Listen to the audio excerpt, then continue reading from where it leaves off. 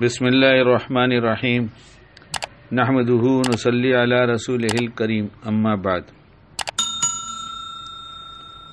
شیطان اس کی کوشش کرتا ہے کہ حرام اعمال کروائے، تو جب حرام عمل ہوگا تو وہ گناہ کی جگہ لکھا جائے گا، اور اس کے بعد اگر یہ گناہ کرنے والے نے کوئی اچھا کام کر دیا تو اس کے مقابلے میں اچھائی لکھنے والا اچھا لکھے گا۔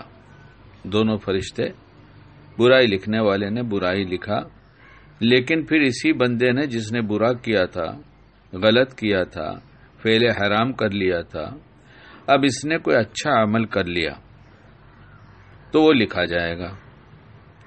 اور مومن بندہ جب کچھ گناہ کر لیتا ہے، کوئی بھی گناہ ہو جاتا ہے تو پچھتاتا ضرور ہے، جب تک ایمان ہے وہ پچھتائے گا، تو اس پچھتانے میں بھی اسے کچھ ملے گا۔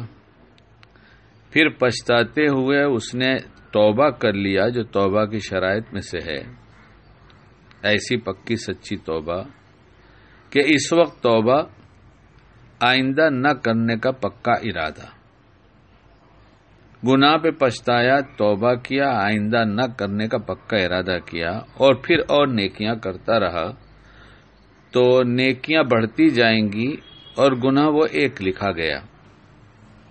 وہ جو آخرت میں نیکیاں اور برائیاں تولی جائیں گی، اور پھر جس کا پلڑا بھاری ہوگا اس کا فیصلہ اس طرح کا ہو جائے گا۔ یہ نہیں ہے کہ بندہ گناہ لے کر نہیں آئے گا، ہوں گے ایسے بندے، ہوں گے ایسے بہت سارے بندے جو گناہ لے کر ہی نہ جائیں گے۔ دنیا ہی میں ایسی سچی پکی توبہ کیا کہ سب مٹ گیا۔ لیکن ہم تو اپنے جیسوں کی بات کرتے ہیں کہ جب وہ نیکیاں لے کے پہنچیں گے ہم سب، تو جو ترازو ہوگا اس میں رکھا جائے گا برائی ایک طرف اور بھلائی ایک طرف، اور بھلائی زیادہ ہو گئی تو اللہ کی رحمت متوجہ ہوگی اور جنت کا فیصلہ ہوگا۔ اس لیے برائی کے مقابلے میں بھلائی کرتے رہنا چاہیے، اور برائی نہ کرنے کا پکا ارادہ بھی کرنا چاہیے۔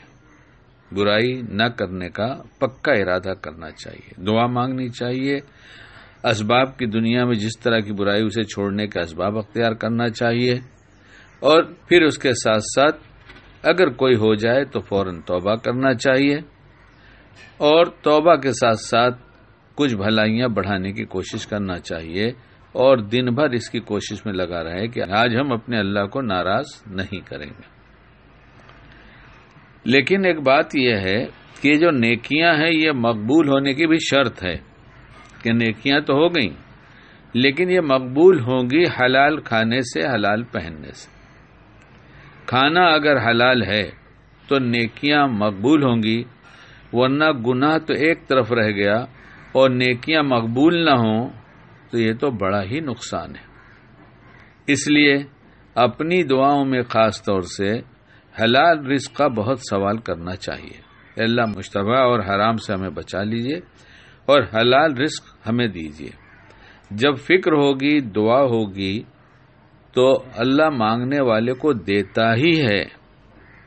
اگر اس کے سننے کے بعد کوئی کہہ دے کہ ارے کیا روز حرام حلال کی بات کرتے رہتے ہیں، تو یہ وہ جانے کہ اس کا کیا حال ہوگا۔